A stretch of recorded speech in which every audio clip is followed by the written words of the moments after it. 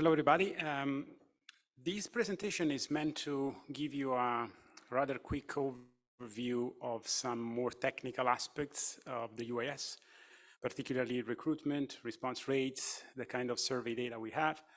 As Ari said, we try to be 100% transparent. All these details are available on the website. I will provide links in my slides, not only for your future reference, but also now to immediately check where to find information you need. Some of these details are obviously of particular interest for methodologists, but in general, for all data users, when you're writing your paper, some of these details need to be provided. So knowing where to find this information is helpful, I believe. So the starting point, because while I do this, I will try also to give you a quick tour of the UAS website. The starting point is indeed the homepage, which you can access following this link. Here, I'm going to very briefly tell you how to navigate the website. You see at the top of the page, there's a menu. Under methodology, you find different subsections, which we will briefly touch upon during this presentation. They include recruitment, retention, response and attrition, weights, and so on. Then you go here, this is the surveys page. If you click on this, and we will look at this in more details after, but essentially you get the whole list of surveys that have been fielded in the UAS. Some of them are still in the field, and some of them, most of them, are already out of the field. The list is pretty long now, it's over 600 surveys. Now, if you are a registered user, the moment you click on one of these links, let me try UAS 1, for instance, you will get information about this particular survey. That includes the questionnaire, the survey codebook, and other information related to this survey, including the publications. On the right-hand side, you also see the response rate and the time it took for respondents to complete the survey. And by the way, this information is available also for non-data users, so non-registered users. But if you are a registered user, you can have access to the data set. So right here on the left, you can download the data set of this survey in Stata and CSV format. Importantly, we also provide a data set with demographic information for non-respondents, so you can check the type of selectivity exists in your panel. And then we also provide paradata. These include the timings, so how long it took respondents to complete the survey, and some information about the platform or the device that they use when they complete the survey. Let me go back to the menu. If you continue to move to the right, there's a specific section about the COVID-19 tracking survey. We still feature this section on the menu because this was one of our main contributions to the research community, because we were the only panel that tracked the experiences of households in the US throughout the pandemic. Again, you can access the data and download them if you are a registered user. Under data overview, you will find information on how to access the data, and my colleague Jill will give you a presentation about this later on. And you also find some what we call data products. These are specific or special data sets that we compile for data users. I will talk about this later. Then there is a section about the publications that use UAS data. If you need to contact us, you find contact information here. And finally, there is a search function. You can use it if you want to search for a specific variable or specific question or a specific topic. Okay, let me proceed with the presentation. The first thing I will talk about is recruitment in the UAS. As you know, the UAS is a probability-based panel. Recruitment is done in batches, which means that we regularly refresh our sample. And the recruitment also happens and is done using address-based sampling. So basically, we have access to a list of addresses, sometimes for most of the time for the entire US territory, some other times if we target specific geographic areas only for those areas. So, so far we have done 34 recruitment batches. And the sampling frames that we have used are, for the most part, as I said, the US national territory. We have also targeted areas with a higher concentration on Native Americans. Los Angeles counties, we have a specific subsample of Los Angeles residents, and also California. There are 2 batches among these 34 that were not probability samples. Because of that, respondents that belong to these samples are not weighted. In each UAS data set, we provide this information. So you have a variable that is called batch that tells you the batch the respondent was recruited through, and also another variable called sample frame that tells you for each batch the type of sample frame that was used. In terms of the recruitment protocol, we use really state-of-the-art or common practice in the field. If you want the details of the protocol, you can find them at this link. If you click here, you will see this is under methodology and recruitment. And if you scroll down, you'll see all the details of the recruitment protocol. I'm going to quickly tell you a few things. Once we have selected households to be invited using a specific sampling algorithm, which I will talk about in a minute, we send pre-notification cards announcing that the invitation package will arrive, and the invitation package arrives a week later, and it includes a description of the study, a $5 bill as an incentive, and instructions to complete a 10-minute intake survey, which is rewarded with an additional $15. And those who take the intake survey and return it to us, they have the opportunity then to join the panel. Basically, at the end of the survey, we ask whether we can contact them or if they are interested in being contacted again and join the panel. And if they say so, then the empanelment process begins. And of course, we send reminders and follow-ups for those who don't respond. These are a couple of graphs showing you the type of recruitment rates we have. As Ari mentioned, compared to more traditional surveys, our recruitment is similar to those of other probability internet panels. And the overall recruitment rate is around 10–15%. The figure on the left shows you the fraction of individuals who eventually return the intake survey. As I said, this is the first necessary step to become a panel member. This has declined a little bit over time. It used to be around 35%, now is more about 23–25%. But what matters is really the figure to the right. That's the fraction of individuals who eventually become panel members, and that's around, between 10 and 15%.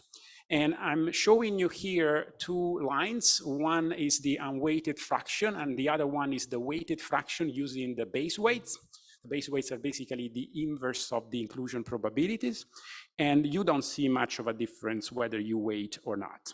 And again, if you want to look at this information in great detail for each batch, you can go to the section here, methodology, response and attrition. And I'm going to show you what we provide for each batch. As an example, let's look at batch 1. You see the fraction of those who completed the invitation survey, 41%. Those who consented to participate, so those who said, yes, I want to join the panel at the end of the intake survey, this is 33.5%. Those who became panel members, in this case, is 19%. And those who are still active members in the panel, it's 9.7%.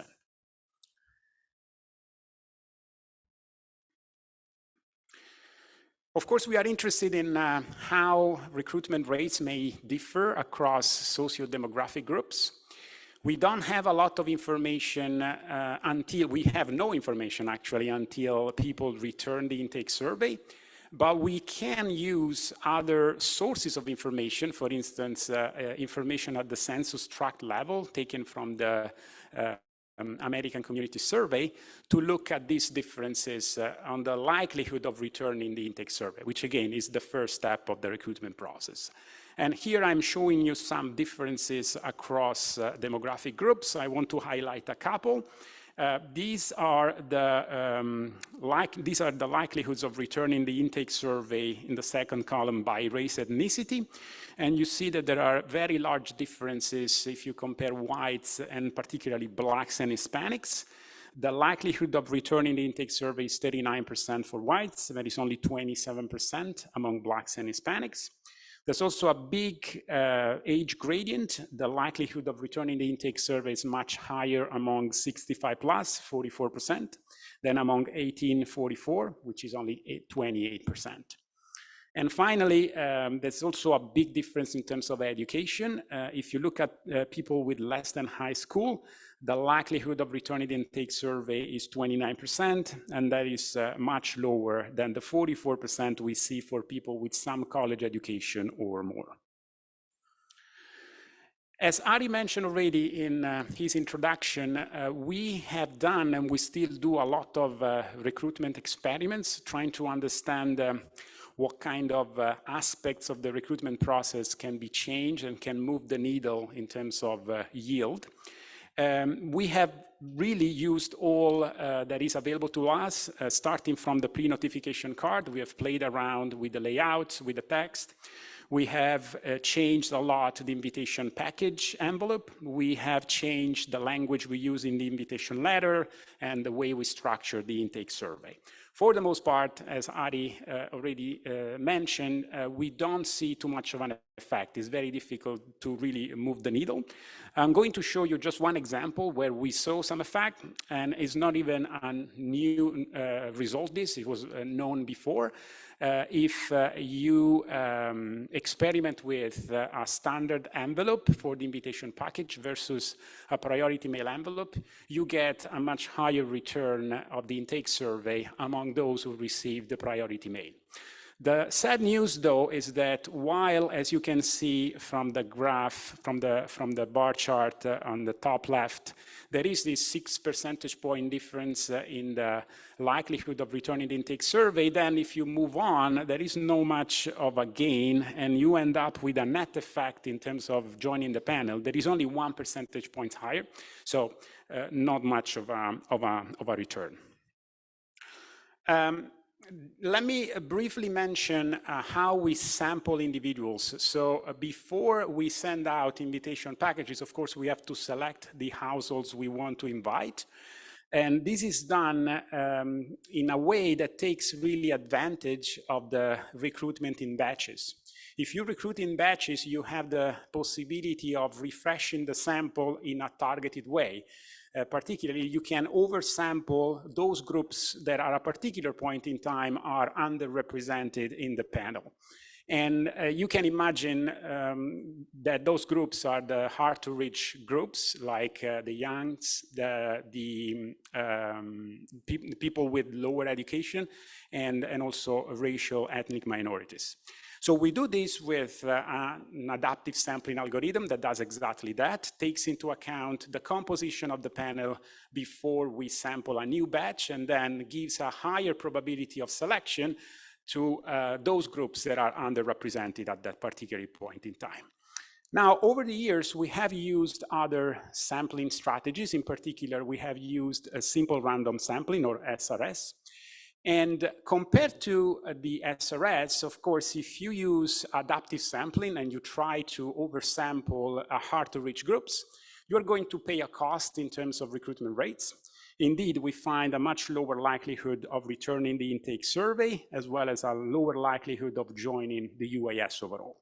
But the good news is that if we compare batches that were recruited with the adaptive sampling, so heavily targeted towards hard-to-reach groups, and batches that were random samples of the population via SRS, we don't see much of a difference in terms of attrition. So once they come in, they behave in the same way. For each survey, we provide weights. The weights account for differential inclusion probabilities. that stem from our sampling algorithm. And also, we do post-stratification that aligns the sample distributions of gender, race, age, education, and geographic location with the population counterparts. We provide custom weights in case people want to use specific variables to generate weights, or if they are interested in specific subpopulations as the reference population. And you can click on this link that I have on the slide, and you can access now the page where we provide the weights. If you scroll down, you see here you can download at the first link the current guide about the weighting procedure. This is what is currently being doing in the UAS. But if you click on this archive link, you will have access to the entire archive of the different weighting procedures that have been used over time. I should say that the difference between these procedures is not substantial. There are different tweaks here and there, but again, for the sake of transparency, everything is available there.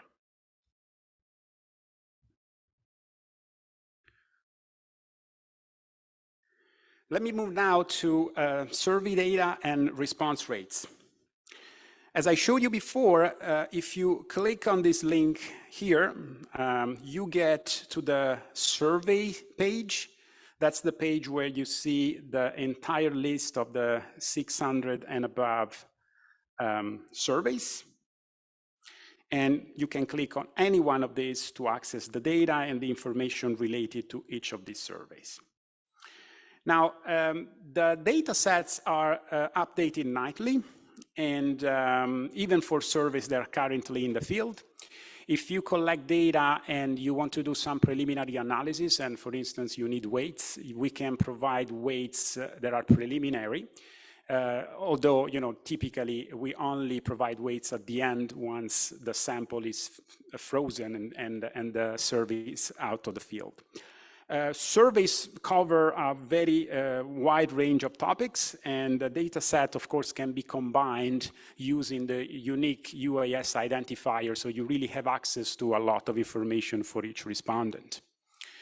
We like to distinguish surveys into three types, if you want. The first is the core surveys. That's the type that Ari mentioned in his introduction. This is really the core information in the UAS that allows you to follow individuals over time. So these are longitudinal surveys that are administered to the entire sample on a regular basis. And for the most part, the content of these surveys is fixed so that you can really see changes over time for an individual. Then we have general surveys. These are surveys that are given to the entire sample, but they are not administered on a regular basis, and they may have different type of content that also can change over time. One example is our monthly survey. This is a survey that we give to everybody, but the content of it may change depending on our needs or curiosity. And then we have specific surveys. These are typically surveys initiated by external researchers.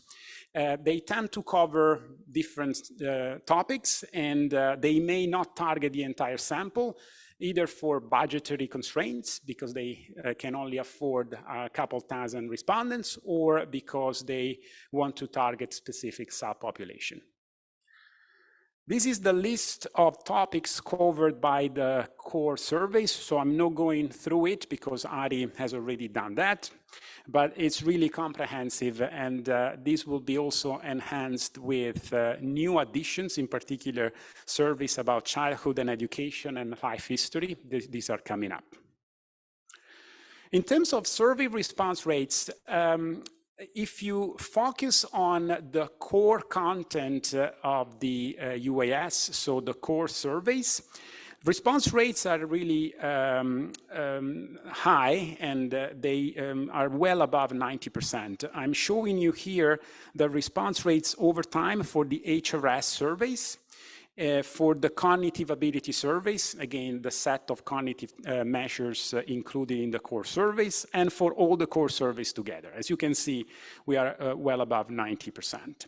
If you want more detailed look at these things, you can go to methodology and survey participation rates. And then you scroll down and you can look at response rate for specific topics. Let's say you are interested in cognitive measures. You click on this. And here you see the response rate for these cognitive measures over time. So this is wave 1. The response rate was 90%. This is wave 2, UAS 85. Response rate is 91, and so on and so forth. If you look at non-core surveys, then response rates are a bit lower. They range between 70 and 80%. The main reason for that is really the time the surveys in the field. Core surveys are kept in the field for a long time, which means that people have more of an opportunity to answer the survey. Sometimes, especially for specific surveys initiated by external researchers, the data set need to be ready pretty soon, maybe after a month. And of course, in that case, response rates may be slightly lower because of the time the survey is in the field. Now, a very important question that is of interest for everybody, especially if you are doing longitudinal analysis, is panel attrition. Now, we have done different studies and analysis, and this is one figure that shows you what happens typically to a batch or different batches that are recruited in the UAS. So you see that these are batches that were recruited in between 2014 and 15. We declare a person or a respondent as an attritor after 1 year of inactivity. We have a sleeper protocol that triggers the moment respondents are inactive for 3 months. But let's say if they go through the sleeper protocol and they remain inactive after 1 year, they are classified as attritors. So it really takes 1 year since recruitment to become an attritor. So you start seeing after the first year of membership that attrition is pretty large. It's about 20–25% depending on batches. But then it slows down, the pace of attrition slows down. And overall, if you consider a long horizon like this one here, it's 8 to 9 years, the annual attrition rate is between 6 and 6.5%. Now, how does this compare with other surveys? This is typically lower than the attrition rate of other probability-based internet panels, at least in the US. I believe LIS in the Netherlands has a slightly lower attrition rate. And it's also similar to that of non-internet panels, at least for cohorts that are recruited at the same time and observed over the same time horizon.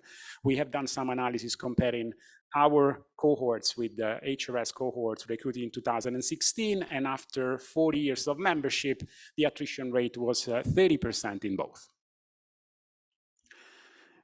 What are the UAS data products? This is one of the subsections on the menu that I showed you before. So data products are really data sets that we compile and that put together information either by topic or by wave if the study is longitudinal. And we have a dedicated team of researchers and programmers that work on creating and regularly updating these data sets. This is an incredibly useful resources for data users because it saves you the time of merging the data together, and also for the HRS in particular, we also do some imputations following exactly the same procedures as the RAND HRS. That also saves you a lot of time and effort. We provide the data on the website, of course, and if you want to access this page is at this link. If you click on it, it's under data overview and then survey data and data products, and you'll see here under data products, the 3 types of data products we provide right now. Our flagship is the comprehensive file. This is the file that pulls together all the core surveys over time. And it's really the core information and the longitudinal information in the UAS. Then we have the cognitive comprehensive file that is similar, but is only focusing on cognitive measures. And then we have the EMA burst file. We do a lot of ecological momentary assessments. So in this case, our respondents receive a beep on their phone using an app that we developed. And this beep happens at random times during the day. And when they receive the beep, they are asked very short questions about how they feel in terms of happiness, sadness, or stress, and so on and so forth. We have done a lot of these studies, and this data set puts all together. Then we have longitudinal studies. Again, you can access this here. We were under data products, but on the same page at the bottom of it, there is another link called longitudinal studies. And here we list all the longitudinal studies available so far. Now, longitudinal studies are a little bit different from the core surveys in the sense that these are studies that were not meant to last forever. An example is the COVID-19 tracking survey. We have other types of longitudinal studies like the drug use supplement, the education project. Some of these are still ongoing. For instance, the LA barometer is a study that follows LA residents over time and is still ongoing, but some others have stopped. And, but still, you have longitudinal data available for you if you are interested. And recently, Kayla presented yesterday about food insecurity. We are collecting that information longitudinally, and I briefly talked about the AI survey. This is also meant to continue for the next months. And finally, Ari briefly touched upon the availability of known survey data.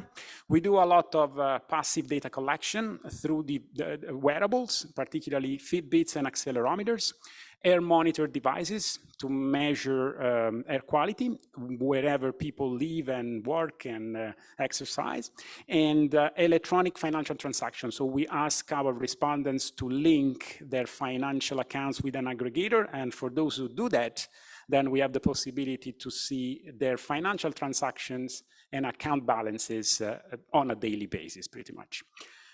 We offer data linkages. Jill will talk about this in details, but basically we have created a protected server, an enclave where you can use this type of data because there's the risk of identifying respondents. So far, the only type of data available are CMS data. So these are claims from Medicare and Medicaid. But we are working on getting SSA earnings and benefits data as well as National Death Index. Again, all this information will be, and data will be available in the enclave. And finally, contextual data. Since we know where people live, there's the possibility of linking any available geocoded information that you like. But again, providing this kind of geocoded information is risky because people can be identified. So you can access this data in the protected server as we are offering more and more products in that framework. Thank you very much. And if you have questions, please ask.